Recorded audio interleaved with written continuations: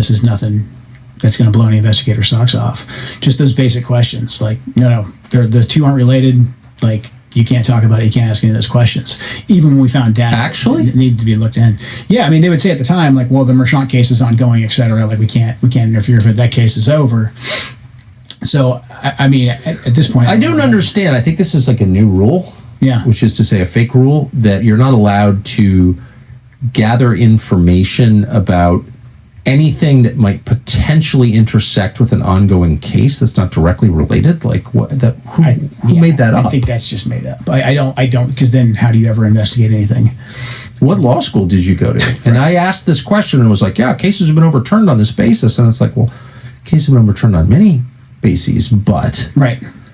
How is that? Is this like the new standard? Because you would not be able to investigate anything. Right, exactly. And we want to get to the truth. And so what is that for those of us following along at home who don't have a high level of familiarity with the process? What could that possibly be? The current president was the subject of a near successful assassination attempt, like recently. Yeah. And we're just not going to look into very obviously or divulge information that everyone knows they have. For example, the surveillance tape from the shooting range at which Thomas Crooks trained, because it would answer the question, was he training with somebody? And if so, who? They have that footage and they won't release it. What could possibly be the explanation for that?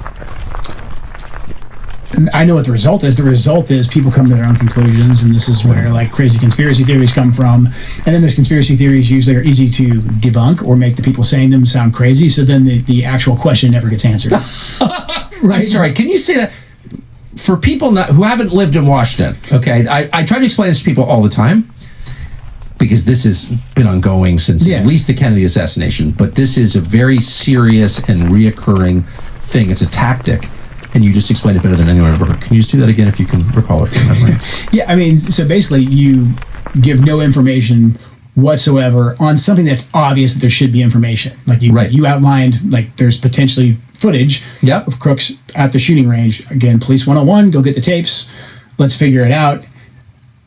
If you don't want to address that question, then you go silent on it and you say you can't ask that question, which then creates people who come out of kind of nowhere and they start drawing their own conclusions. Right. Knowing the way the internet works, I mean, half of them, or if not more, are probably going to be so far off in left field and made by legitimate kooks or bots that then you can just be like, oh, these people asking these questions about that tape at the video range. It's space aliens. Crazy conspiracy theorists. They say it's a UAP or whatever. And so then you've just, diverted all attention away from the thing that you're trying to conceal, and now everyone's focused on the crazies. Man.